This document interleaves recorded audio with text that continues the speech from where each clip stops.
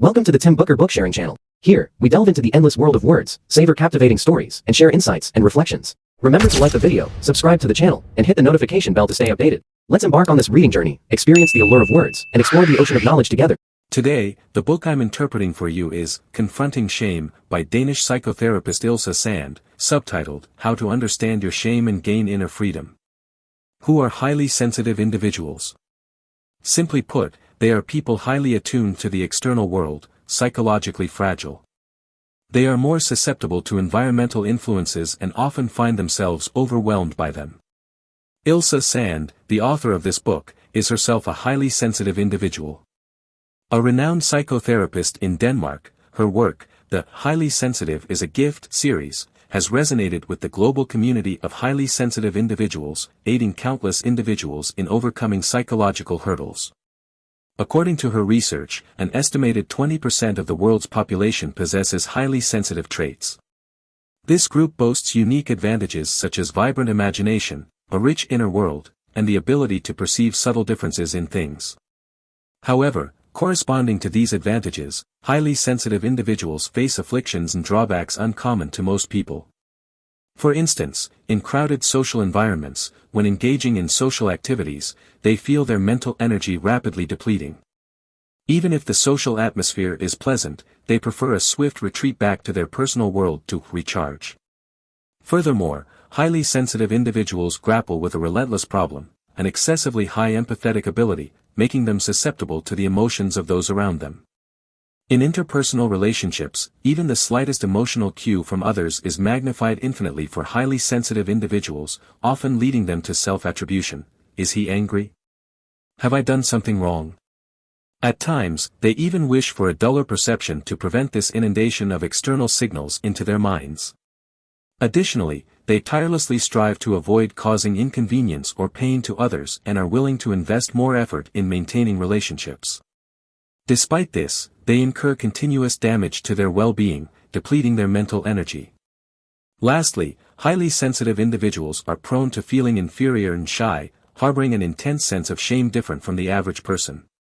They set stringent standards for themselves and perpetually self-blame for their inadequate performances or minor flaws, akin to a form of self-PUA, pick-up artist. To effectively address these psychologically entrenched issues faced by highly sensitive individuals, to alleviate mental exhaustion, and to enable them to assess themselves accurately while reconstructing their social and communicative abilities, Sand penned this book. Naturally, individuals who may not possess highly sensitive traits but experience similar psychological issues can also find inspiration and solutions within its pages. Next, I'll present the book's main contents in two parts. Firstly, we'll explore how excessive shame, a critical component of highly sensitive personalities, restricts them from seeking help from others, leading them to self-endure and consequently fall into a vicious cycle. In the second part, we'll delve into the practical advice Sand offers to help overcome the distress of excessive shame, to recalibrate shame to a normal level. This process gradually assists individuals in achieving accurate self-assessment, self-acceptance, self-care, and fosters healthy and normal relationships with others. I've interpreted numerous psychological books, and a common advice found in these works is to seek help from close individuals or professional psychological institutions if you notice issues within yourself. However, this advice often falls short among highly sensitive individuals. Why is that? Sand discovered that this group typically harbors an exceptionally high sense of shame, making it exceedingly difficult for them to take that brave step to open up about their problems. So, what exactly is shame? Sand defines shame as a feeling of having a certain issue or defect that makes oneself unlovable by others. Appropriate shame serves as a reminder for self-discipline, adherence to societal norms, and efforts toward self-improvement. But what problems arise from excessive shame? Firstly, anxiety emerges as individuals worry about their flaws being discovered by others, potentially leading to exclusion from their perceived group. Sand asserts that this instinct has been etched into human genes since ancient times, serving as a survival mechanism in perilous environments. Some psychologists even argue that shame is a defense mechanism to prevent individuals from damaging vital social relationships. During ancient times when the primary source of food was through collective hunting, being cast out from the tribe meant not just a halt in food supply but also a perilous encounter with large carnivorous animals, essentially a death sentence. However, this instinct is somewhat outdated in today's context. You might wonder, I consider myself relatively conscientious, morally disciplined. If I make a mistake, feel guilty, and contemplate rectifying it, could that also be a psychological issue? Sand clarifies that excessive shame is different from guilt. Specifically, guilt, though somewhat similar to shame, occurs when our actions indeed violate our ethical or moral standards. Shame, on the other hand, is often unrelated to our actions. More importantly, the self-criticism stemming from guilt is directed at our behavior, such as feeling internally culpable and saying, "I've done something awful." Yet shame, especially excessive shame, differs significantly. It targets our inherent value, leading us to internally proclaim, "I am a terrible person." Excessive shame undermines our self-worth, which forms the basis of our self-identity. Within this book, Sand records various shame triggers shared by different highly sensitive individuals during counseling sessions: concerns about slight weight gain causing appearance anxiety, feeling ashamed of napping habits, fearing colleagues' judgment, experiencing inferiority due to unemployment, avoiding social interactions, self-attributing blame even after facing unfair treatment, and some even feeling embarrassed for others' foolish actions merely because they were present. Therefore, Sand likens shame to a fire alarm inside a building. Moderate shame facilitates self-reflection and continuous improvement. However, excessive shame acts as a malfunctioning alarm, constantly issuing false signals. This not only perpetuates mental exhaustion but also intensifies feelings of failure, eroding confidence in self-improvement, trapping individuals in a destructive cycle, and potentially leading to various health issues such as depression and social disorders. So, what causes some individuals to possess this high shame, low self-esteem personality trait? Sand explains in the book that ultimately, it's closely tied to the family environment during childhood and adolescence. Early experiences during infancy and early childhood play a decisive role in the fundamental logic of our brain's thinking and reactions. The environment and treatment we receive within the first 9 months after birth determine the underlying logic of our self-awareness and behavioral patterns throughout life. If a child unfortunately grows up in an unhealthy, unloving primary family environment, these early negative experiences become persistent obsessions and behavioral patterns. For instance, Sand encountered a consultee named Karina, who felt uneasy when her daughter climbed onto her lap for a hug, believing her daughter was demanding something she couldn't provide. This could likely be traced back to Karina's own upbringing, where she didn't receive sufficient love from her parents, leading her to subconsciously feel a sense of lack and inability to give love to others. Sand notes that if a child's normal emotional needs are continually neglected by parents or if they experience abuse, their self-esteem and self-awareness cannot develop normally. Children gauge their self-worth by comparing their inner feelings with how others react and respond to them. If this discrepancy is significant, children are likely to develop low self-esteem and high shame personalities. This happens because they haven't yet developed a sound causal reasoning ability and attribute all negative external feedback to themselves, even tolerating mistreatment, eventually becoming people pleasers to obtain necessary care and security. It's akin to looking into a mirror expecting to see yourself, only to be faced with a distorted, shattered reflection. Over time, you earnestly believe that you are indeed repulsive. What's worse, in some families, roles between parents and children are reversed, and children strive to please their parents, responding positively to their actions and words to provide them reassurance. In our traditional education, when children prematurely become little adults, they often receive praise from parents and the surrounding adults. However, this is actually nurturing negative consequences, which gradually emerge as the child grows. Alright, under the guidance of the author Sand, we've briefly explored the causes, characteristics, and the psychological issues that highly sensitive personalities face in their daily lives. Now, let's delve into what Sand offers this group in terms of self-guidance and therapeutic methods, aimed at alleviating their pain, fostering self-understanding, enabling smooth communication, and developing equal, relaxed, and authentic relationships with others. Firstly, Sand reminds us that many highly sensitive individuals aren't resistant to improvement. In fact, they often exert tremendous effort. Unfortunately, this effort is often misplaced. Many among this group strive to break free from their low self-esteem and persistent shame by relentlessly pursuing so-called success in the real world. This creates a facade of a strong, independent, respected, and loved false self, which acts as a shield or barrier. However, the problem arises when, upon reaching a predefined goal, there's no satisfaction gained. The true self, with low self-esteem and a fear of setbacks in external relationships, doesn't disappear or heal. For instance, some patients confide in Sand about their reactions when encountering someone genuinely kind, considerate, and loving. Surprisingly, their initial reaction is an urge to escape or develop an abnormal aversion to intimacy. They intentionally maintain a harsh attitude towards those who genuinely care for them, pushing them away. Sand explains that this behavior stems from a fear among highly sensitive individuals of awakening their deep-seated desire for love. For those with highly sensitive personalities, desiring love implies a flaw or weakness that's intolerable. Therefore, deliberately creating distance in intimate relationships, despite the resulting pain, brings a sense of tranquility to highly sensitive individuals. So, Sand concludes that striving for excellence is essentially like boiling water without solving the underlying issues.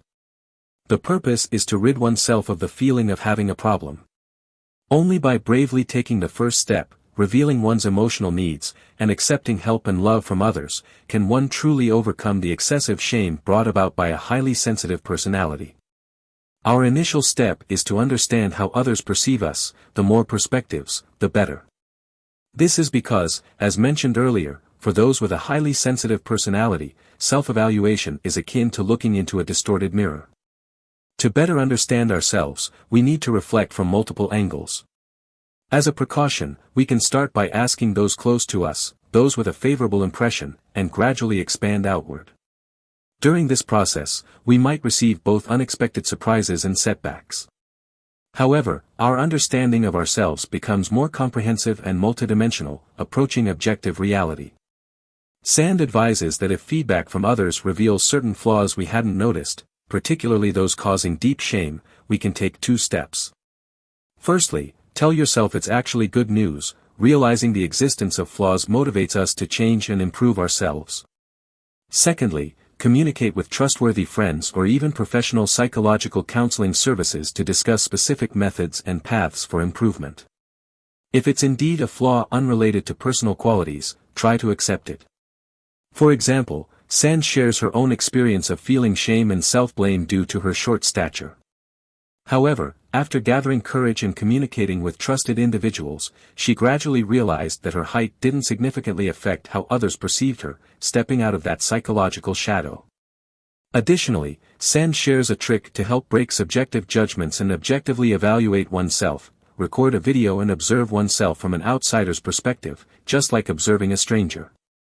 This technique is particularly effective for those experiencing social anxiety. Sand suggests recording for an extended duration to gradually forget about the camera and reveal one's true self in social interactions. After recording, reviewing the video with trusted friends allows for reflection on the differences between the imagined and actual self. What differences exist? Is it an improvement or regression? What's the body language, eye contact, and emotional state, happiness, fear, or others? Sand recalls advising a young person during counseling who believed they performed poorly when speaking publicly despite being promoted to a managerial role in their company. However, after watching a video of themselves leading team meetings, they discovered a passionate and friendly individual, just slightly nervous. Subsequently, their anxiety reduced significantly, visualizing themselves as composed and smiling while speaking in public. Another similar, detachment, therapy involves writing a letter to oneself when excessive shame overwhelms and leads to self-doubt. The letter treats oneself as a close friend who needs care and comfort, emphasizing that making a mistake doesn't define them as morally corrupt or valueless. This method aims to invoke rightful sympathy in those with highly sensitive personalities through detachment. In the book, Sand showcases an individual named Charlotte, who, following Sand's suggestion, wrote a letter to herself. In it, Charlotte expressed, "Dear Charlotte, feeling ashamed because no team accepts you isn't your fault. All of this stems from past disharmonious interactions. If successful, highly sensitive individuals can courageously challenge themselves and take small steps to free themselves from their psychological restraints. There's a book called Once You Can Laugh at Yourself, You Are Free, featuring a practical therapy that, in my opinion, is highly effective here. Through systematic daily training, emotional desensitization is achieved. Firstly, recall the most embarrassing and humiliating incidents one might encounter in public. Secondly, imagine the outcome if these situations were to happen. Through consistent practice, fear of the worst outcome gradually diminishes. Finally, under the guidance of a professional counselor or trusted friends, rehearse these scenarios in real-life situations. Eventually, individuals realize that the actual outcome isn't as terrible as feared. In this book, Sand also suggests a similar solution. If excessive shame induces fear in interpersonal relationships, individuals can practice in environments with strangers, discovering that not all responses will be ridicule, they might receive more understanding and empathy. A consultee named Casper, ashamed of being overweight, initially refrained from wearing light clothing for fear of ridicule about his belly. After counseling, he gathered courage, attended a summer party with strangers, had a little beer for courage, and then took off his shirt. Surprisingly, he found that no one really paid attention to his body shape, let alone scorned him. From that moment, Casper felt an unprecedented sense of relief and liberation. Alright, the main content of Confronting Shame has been mostly covered here. As an experienced psychological counselor and someone with a highly sensitive personality, Sand analyzes in this book the various troubles caused by highly sensitive personality traits and the psychological reasons preventing individuals from seeking external help, particularly the significant component of highly sensitive personality, excessive shame. Moreover, Sand meticulously examines the factors contributing to the formation of a highly sensitive personality, mainly attributing it to unfavorable influences in the family environment. Sand warns that without attention, this trait and the excessive shame it brings can perpetuate through bloodlines, becoming an intergenerational inheritance within families. Drawing from years of psychological counseling experience, Sand presents us with a series of practical and effective self-therapeutic methods.